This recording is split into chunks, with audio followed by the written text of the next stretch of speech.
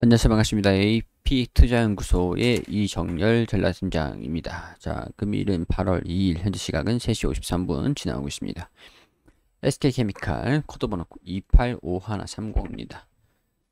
자, 한참 브리핑을 좀 안 드렸다가 오늘 좀 살짝 좀 반등이 나와가지고 브리핑을 좀 드려야겠다 싶어서 브리핑을 드리게 됐습니다. 일단 제가 항상 말씀드렸던 내용들 너무 싸다.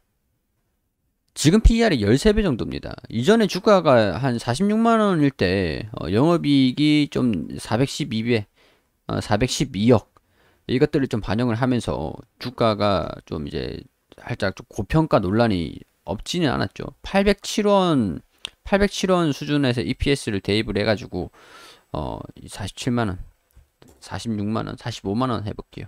45만원 하면은 557배.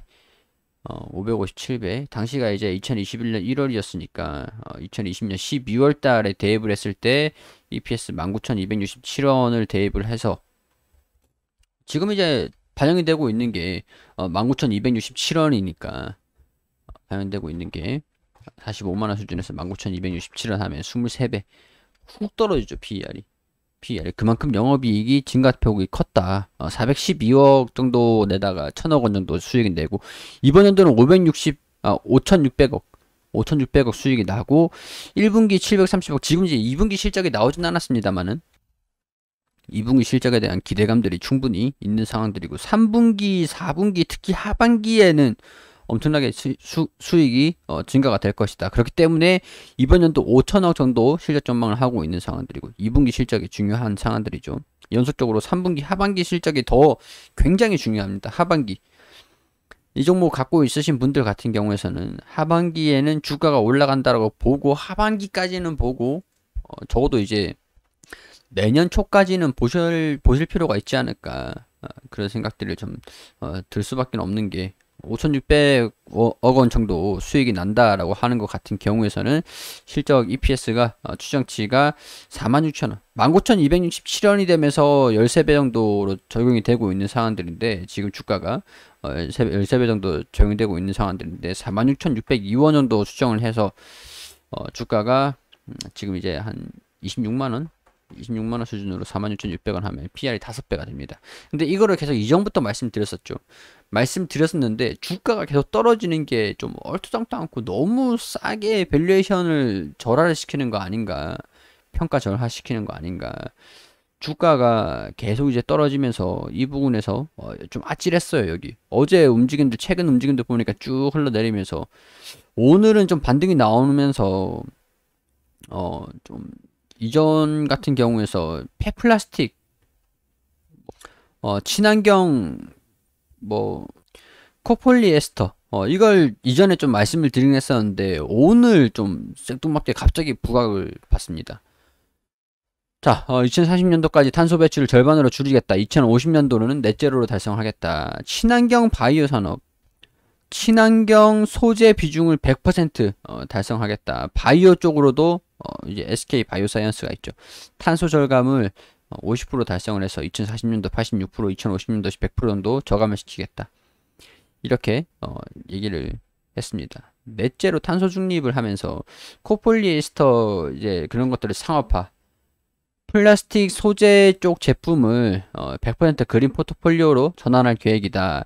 리사이클 플라스틱과 바이오 기반 소재 중심 산업을 강화한다. 폐플라스틱 화학적으로 재사용한 에코트리아 3분기 내에 출시를 한다. 옥수수에서 나오는 바이오 신소재도 생산을 시작할 예정이다. 주력 사업인 코폴리에스터 사업도 리사이클 제품 비중을 50%에서 100%까지 확대하기로 했다.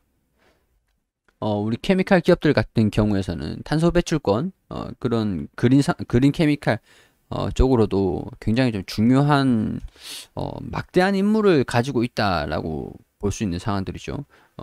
유럽이라든가 미국에서도 국내보다 더 심각한 게 미국과 이제 유럽 같은 경우에서요.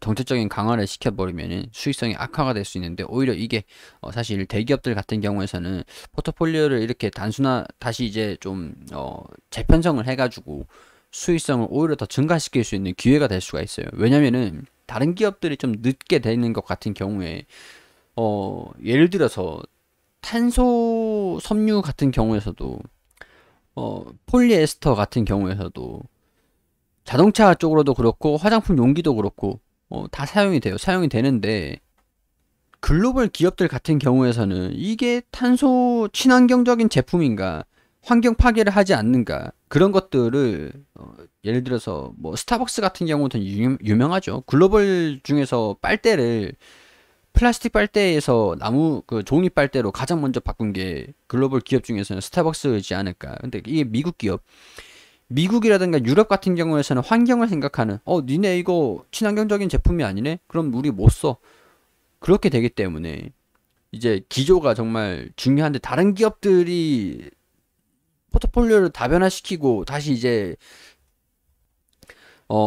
구조 자체를 바꾸지 않는 그런 좀 시기적으로 늦는다라고 하면은, 빠른 기업이 선제적으로 빨리 이제 변화를 시키고 적응을 빨리 시킨 기업이 나중에는 살아남는 기업이 될 수가 있어요.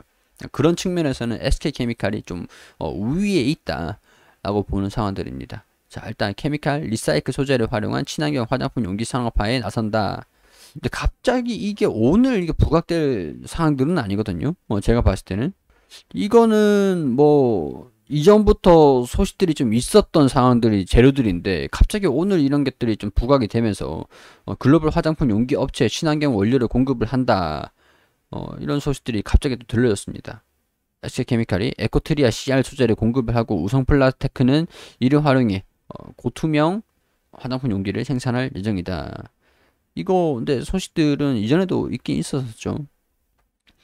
연간 5억 개의 플라스틱 용기를 생산하는 글로벌 화장품 용기 제조 업체로 LG 생활건강, 로레알, 랑콤, 에스티로더 등에 납품을 하고 있다. 이제 리사이클링 제품 이런 것들이 로레알이라든가 LG 생활건강 같은 경우에서도 그렇고, 국내도 마찬가지고 글로벌 화장품 기업들 마찬가지고, 글로벌 기업들이면 기업들일수록 친환경 용기냐, 친환경 환경을 해치지 않는 것들이냐, 마케팅 수단으로도 굉장히 중요해요. 착한 거는 우리는 환경을 해치지 않습니다, 그러니까 우리를 사용해 주세요. 약간 이런 마케팅 전략도 중요하죠.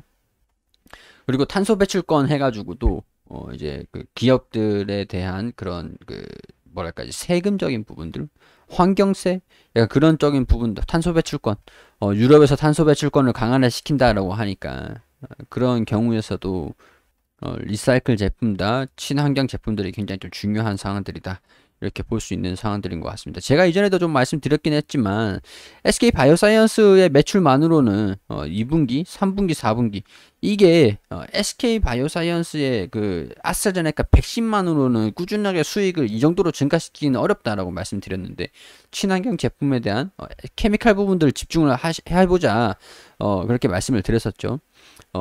이 SK 바이오사이언스 라이프 사이언스 쪽이고, 화학 쪽 산업도 같이 하고 있는 기업이니까, 케미칼 기업이다 보니까 화학 부분 그런 쪽으로도 이제 실적 증가 그런 움직임들을 좀 보여줄지 지켜보자, 이런 식으로 말씀드리긴 했었는데, 이게 수주를 받았다라는 소식들이 들려주긴 해가지고 긍정적이긴 하지만 실적이 어느 정도 언제 반영이 될지, 그런 것들은 시기적으로는 좀 이제 1분기, 적어도 1분기 길면 2분기 정도 시간이 좀 걸릴 수가 있습니다.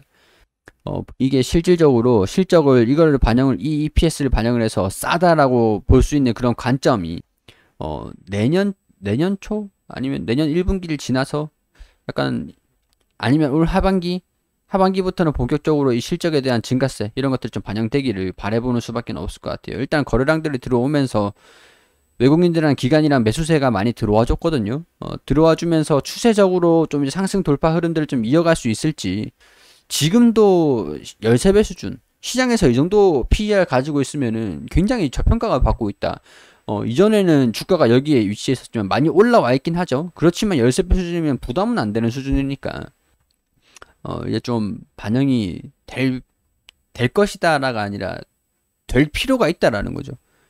진짜 PER을 5배, 뭐 3배, 4배 이런 식으로 쭉 떨어뜨리지 않는 이상 이건 조금 주가가 저평가를 받고 있는 게 좀 이제 심하다라고 봐요. 좀 이제 이런 이슈들 어찌됐든 간에 어떤 이슈로 반영이 되든 간에 주가가 좀 긍정적인 움직임들을 보여주기를 간절히 바라고 있습니다. 자, 물론 이제 제가 이 종목을 가지고 있는 건 아닙니다만, 저는 이제 축구를 해설을 해드리듯이, 중계를 해드리듯이, 올림픽도 중계를 해드리잖아요. 해설위원도 있는 거고, 그런 식으로 개인적인 의견들을 말씀을 드리면서 브리핑을 해드리는 거거든요. 종목을 추천을 해드리는 게 아니라 브리핑을 드리는 거기 때문에 투자에 대한 판단은 여러분들이 해주시기를 당부드리도록 하겠습니다. 그리고 검색창에 AP투자연구소로 검색하시면 홈페이지가 나옵니다. 홈페이지 들어오시게 되시면 여기 라이브로 깜빡깜빡거리는데 밑에 2021년 무료 추천 종목이 있어요. 자, 여기 들어오시게 되시면 김용재 소장님께서 매일매일 무료로 종목들을 추천드리고 있는 내역들 게시판들 확인되시죠? 여기 7월 30일 금요일 무료 추천 종목 게시판 들어오게 되시면은 9시 전에는 해외 시장이 어떻게 움직였는지 우리가 어떤 이슈들을 알아야 되는지 댓글로 이렇게 리딩을 해드리고 있고 알려드리고 있고 9시가 되면은 종목을 추천을 드리기 시작을 합니다. 9시 웅진 현재가 3,315원 1차 목표가 3,415원 현저가 3,150원 그리고 현대사로 9시 2분 18,100원으로 매수 추천 드리고 1차 목표가 18,650원 현저가 17,000원으로 대응하시라고 두 종목 추천 드렸습니다. 자, 이후에 웅진이 최고가 3,490원으로 1차 목표가를 달성을 했다. 이렇게 차트를 통해서도 댓글로 차트 올려드리면서 말씀을 드리고 자, 한 종목 수익, 한 종목 보유 중이다. 보유 종목은 현대사로가 보유를 하고 있다. 이렇게 설명을 드리고 쭉 내려다 보시면 이게 실시간으로 이루어지는 거거든요. 그리고 1시 51분에 현대사로 1차 목표가를 달성을 했다. 1차 목표가 달성 후 추가 상승하고 있다.